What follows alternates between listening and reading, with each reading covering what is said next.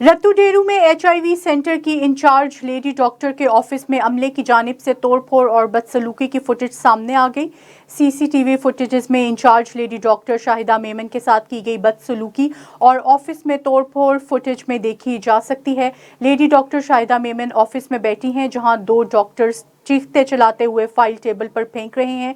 अस्पताल में मौजूद देगर अमले ने पहुंचकर दोनों डॉक्टर्स को धक्के देकर ऑफिस का दरवाजा बंद कर दिया। महकमा सेहत के आला हुकाम को मामले की इत्तला दे दी गई। दूसरी जानिब लेडी डॉक्टर को गालियां देने और धमकियां देने वाला डॉक्टर माफी मांगने डॉक्टर के घर पहुंच गया।